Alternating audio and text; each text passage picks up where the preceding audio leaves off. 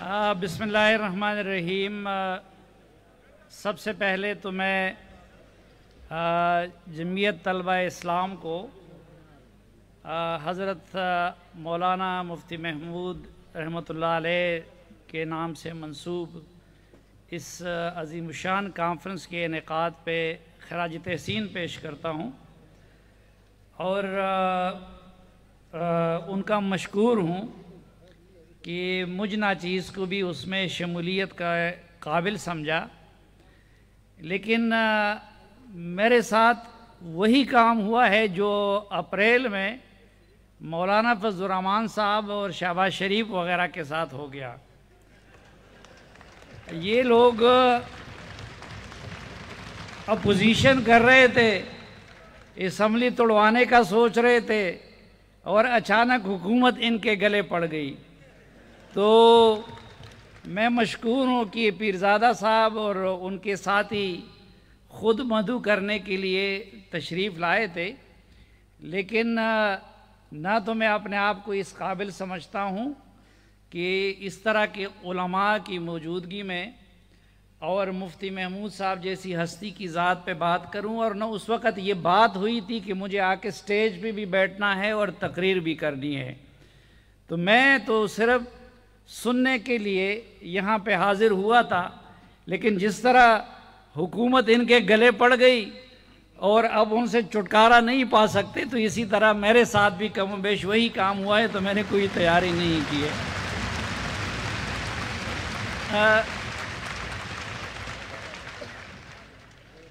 بات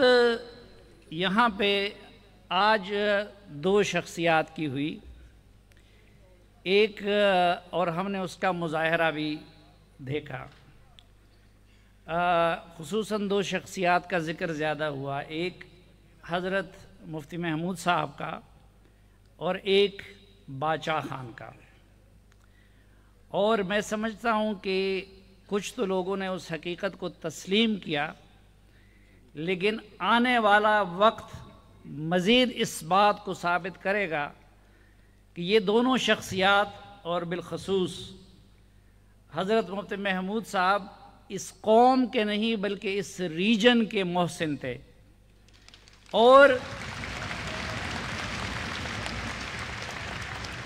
کیونکہ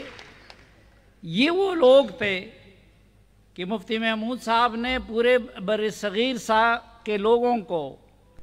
سامراج سے مقابلے کا درس دیا، سامراج کو نکال کے دکھا بھی دیا، لیکن انہوں نے تشدد کا راستہ نہیں اپنایا اور نہ اپنے پیروکاروں کو اس کا درس دیا۔ اور یہی کام پختونوں کی حد تک باچا خان نے کیا، اور اگر وہ پرامن جدوجہد کی اور آئینی جدوجہد کی اور ایک عزیمت والے لیکن مظلومانہ جدوجہد کا راستہ مذہبی طبقے کو نہ دکھاتے، تو آج جذبات سے بھرپور یہ نوجوان یہاں بیٹھ کے آئین کی بالادستی کی بات نہ کرتے، بلکہ خدا نخواستہ یہ بھی کہیں پہاڑوں میں بندوق اٹھائے مرنے اور مارنے کی بات کر رہے ہوتے۔ تو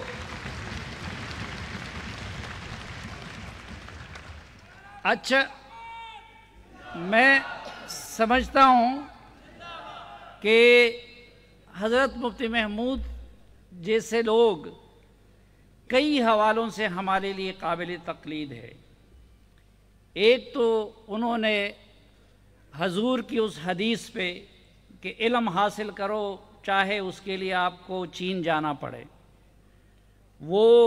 ہمارے ان علاقوں میں اس وقت یہ رواج نہیں تھا، لیکن علم کا حصول کی طلب ان کو یہاں سے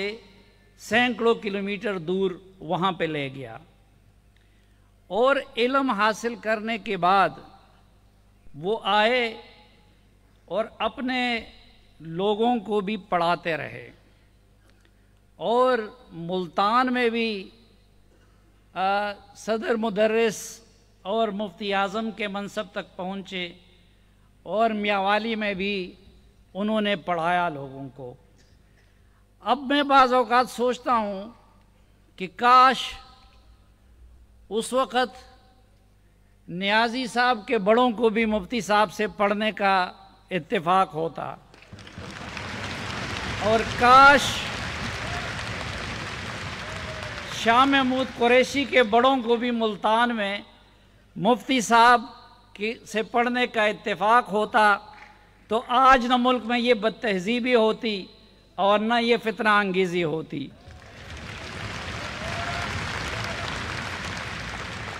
کیونکہ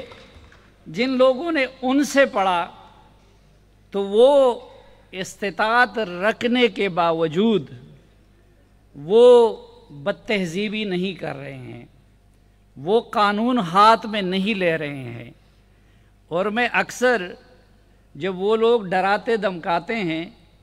مجھے تو کافی عرصہ تجربہ ان کو ہوا ہے، تو مولانا صاحب تو ان کے لیے دوسرے الفاظ استعمال کرتے ہیں، لیکن میں ان کو کہتا ہوں کہ خدا کے بندو، اس ملک کو آئین اور قانون کے رستے سے نہ ہٹاؤ، دونس کے ذریعے اور دھرنوں کے ذریعے اور گالم گلوچ کے ذریعے اپنے فیصلے کو نہ منواؤ۔ اگر ایک مرتبہ آپ لوگوں نے یہ رستہ کھول دیا تو پھر آپ کے پاس صرف گالیاں دینے والے ہیں، لیکن مولانا فضل الرحمان اور مفتی محمود کے پیروکار گولی بھی کھا سکتے ہیں اور گولی بھی چلا سکتے ہیں۔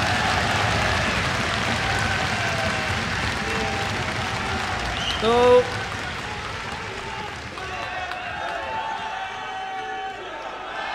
دوسرا، میں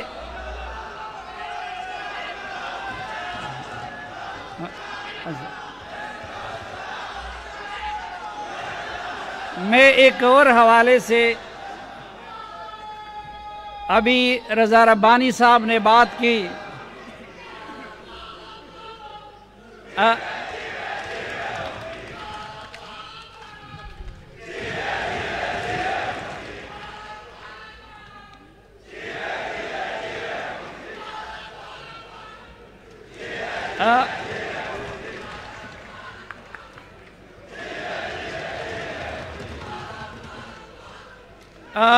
میں ایک دوسری بات کہ مفتی محمود رحمۃ اللہ علیہ نے ہمارے دینی طبقے کو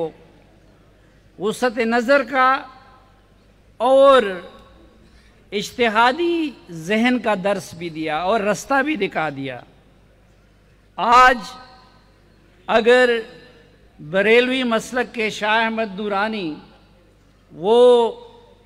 دیوبندی مسلک کے مولانا فضل الرحمان صاحب کے ساتھ بیٹھے ہوئے ہیں، بلکہ ان کے دستراز بنے ہوئے ہیں، تو میں سمجھتا ہوں کہ اس وسعت قلبی کی بنیادیں بھی انہوں نے رکھی تھی، اور جس کو مولانا فضل الرحمان صاحب اور ان کے جانشین آگے لے کے بڑھ رہے ہیں۔ اور اجتہادی ذہن کی بنیاد، پہلے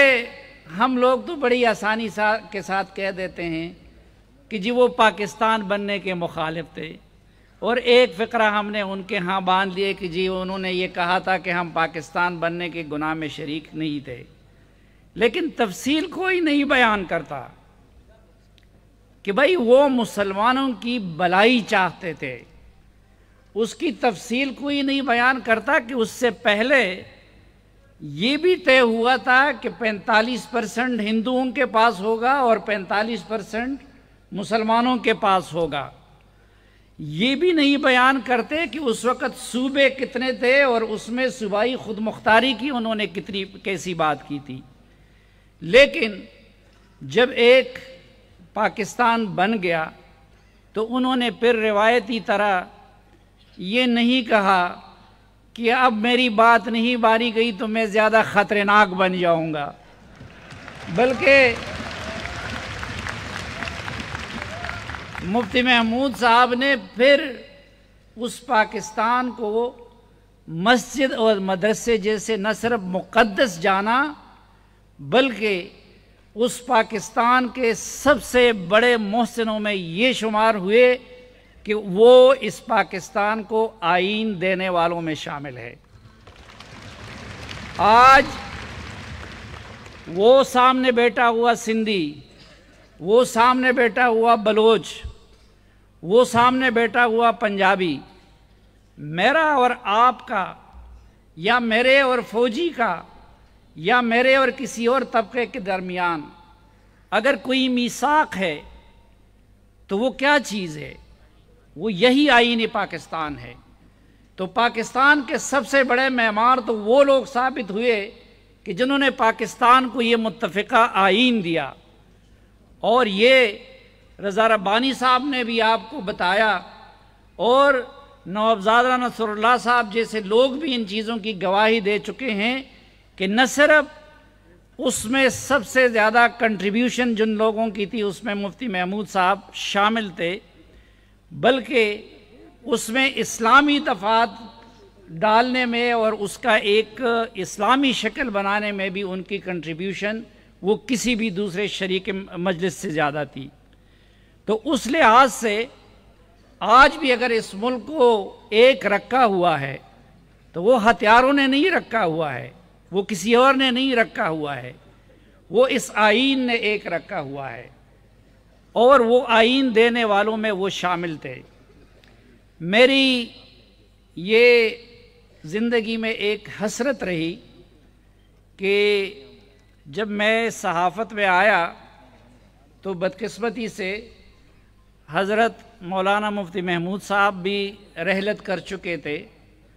اور جناب محترم باچا خان صاحب بھی رحلت کر چکے تھے، اور اس سے بڑی بدقسمتی میری یہ تھی کہ اس وقت سیاست میں عمران خان بھی آ چکے تھے۔ تو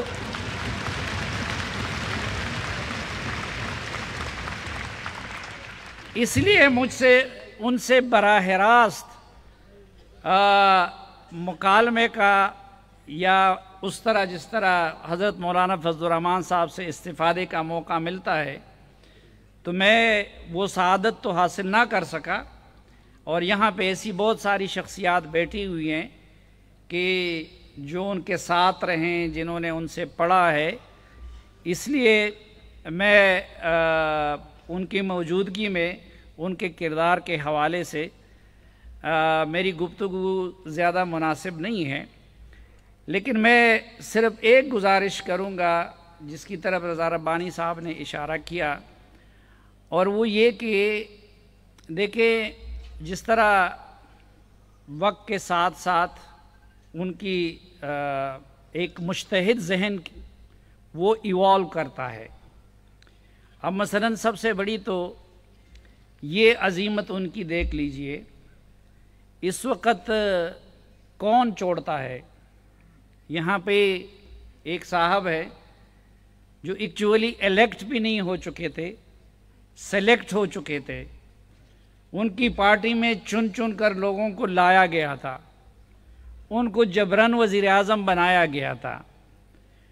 اور ان کے لیے خود بھی کہتا ہے کہ آدھا وزارت عظمیٰ کہیں اور سے چلایا جا رہا تھا اور آدھا جادو ٹونے سے چلایا جا رہا تھا، لیکن اس کے باوجود اب جب ان سے وہ چھین لیا گیا تو وہ پورے پاکستان کی اکانومی کو، پاکستان کے لوگوں کی زندگیوں کو خطرے میں ڈالنے کے لیے تیار ہے ری الیکشن کے لیے۔ لیکن جو آسان سا کام ہے کہ پنجاب اسمبلی توڑ دے اور پختونخوا کی اسمبلی توڑ دے، وہ ہمت ان کو نہیں ہو رہی ہے۔ لیکن دوسری طرف انہیں دیکھ لیجئے کہ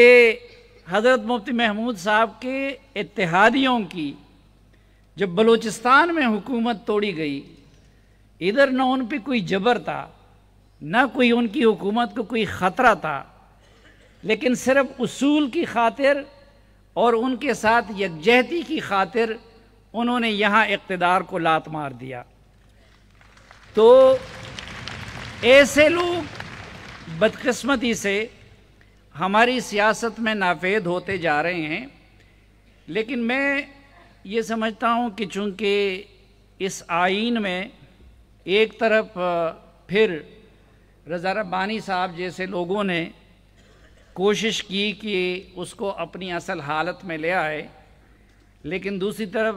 جنرل ضیاء الحق جیسے لوگ بھی آئے جنہوں نے اپنی اپنی استطاعت کے مطابق اس کے ساتھ کھلواڑ کی کوشش کی۔ اب ہم ایک چیز جنرلائز کر لیتے ہیں کہ جی اسلامی دفعات، اب مثلا آئین کا آرٹیکل 62 اور 63 اپنی جگہ پہ، لیکن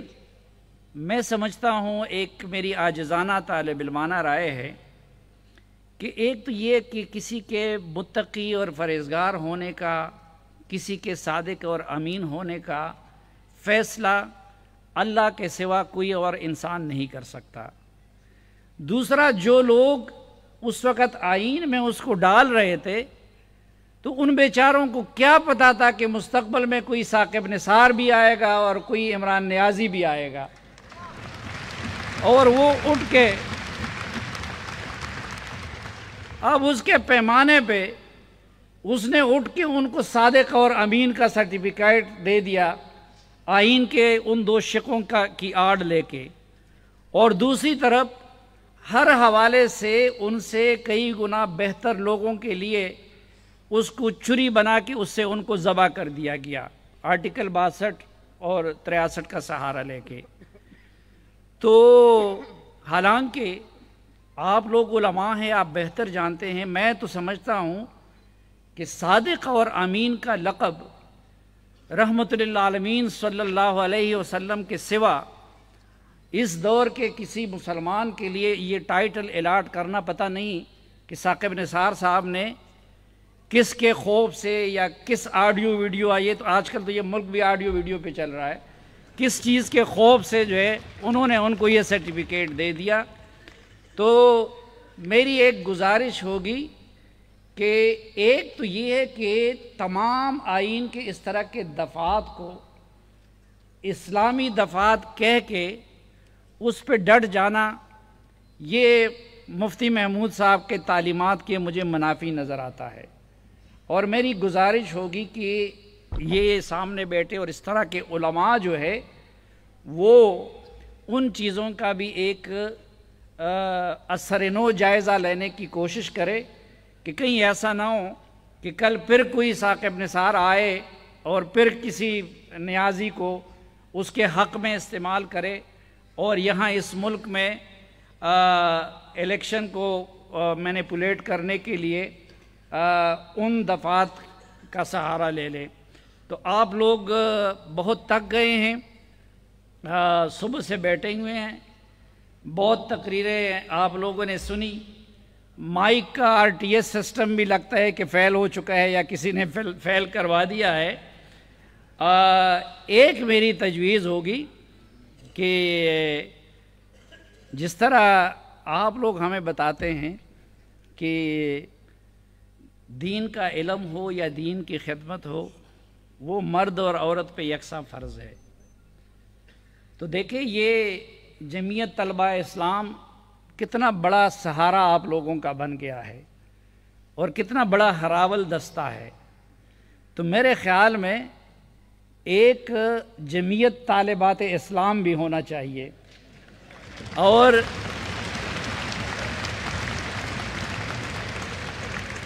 کیونکہ ان کو خوش ہونا چاہیے، کیونکہ وہ